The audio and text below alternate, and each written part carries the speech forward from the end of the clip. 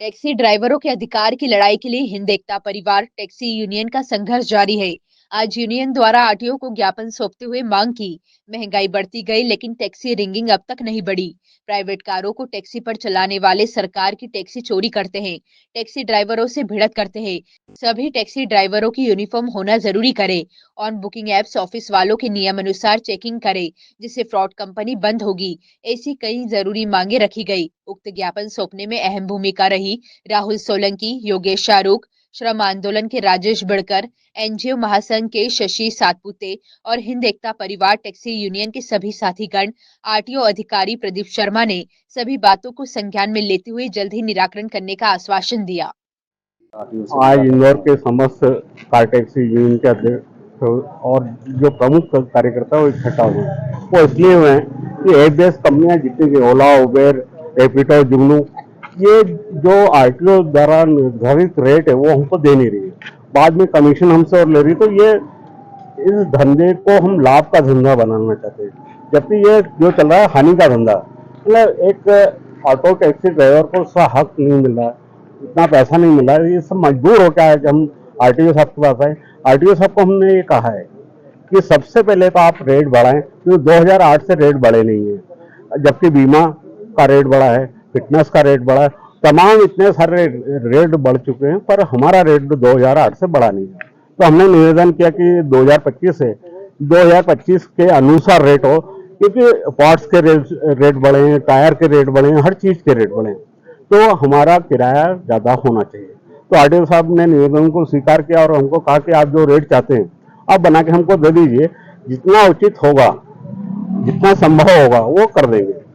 तो दूसरी बात ये हुई कि आज हमारी पहचान शहर में नहीं है, कुछ भी नहीं है, क्योंकि हम वर्दी नहीं पहनते, हमारी कोई वर्दी नहीं है। तो हमने आरटीओ साहब से निवेदन किया कि हमारी निर्धारित एक वर्दी होना चाहिए, जो इंदौर में कार टैक्सी ड्राइवर एक भी नहीं पहनता। तीसरी चीज, जितनी ऑनलाइन कंपनी है उसमें आरटीओ परिवहन विभाग का कोई हस्तक्षेप नहीं, क्योंकि इनने कोई परमिट लिया ही नहीं है। ये ऐप बेस्ड कंपनियां हैं तो ऑनलाइन चलती है, तो ऑनलाइन चलने की वजह से आरटीओ का नियंत्रण इन पे नहीं है, तो मनमाना किराया लेती है, ड्राइवरों पर अत्याचार करती है, फिर ड्राइवर को जो हक ईमान का पैसा मिलना चाहिए वो नहीं मिलता है। तो ये सब निवेदन किए। फिर हमने एक और प्रमुख मांग रखी, जितनी हमने कमर्शियल टैक्सी करवा रखी है वही डोमेस्टिक टैक्सी, घरेलू उपयोग वाली टैक्सी चलती है, तो इंदौर में आज के बाद ये हम चलने नहीं देंगे, किसी भी सूरत में नहीं चलने देंगे। ये निवेदन किया है।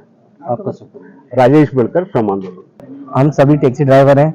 हमें रेट बहुत कम मिल रहा था, इसलिए हमने रेट के लिए आवेदन दिया है और हमने वर्दी के लिए भी बोला गया है कि खाकी वर्दी जो गवर्नमेंट द्वारा करी गई है, खाकी वर्दी, तो सभी भाइयों से निवेदन है, ड्राइवर भाइयों कि सभी लोग खाकी वर्दी पहनकर ही गाड़ी चलाएं और जो रेट मिल रहा है उसमें कुछ सुधार हमने आईटीओ से निवेदन किया है। उन्होंने बोला है, हमें आश्वासन दिया है कि हम कुछ सुधार करेंगे।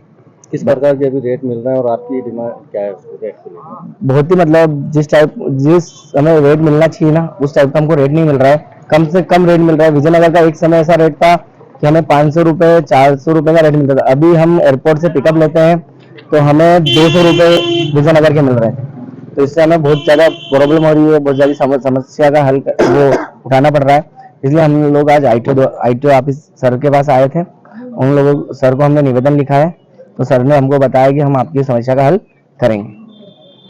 आपका शुक्रिया। भैया, मेरा नाम राहुल सोलंकी, टैक्सी यूनियन से प्रदेश अध्यक्ष।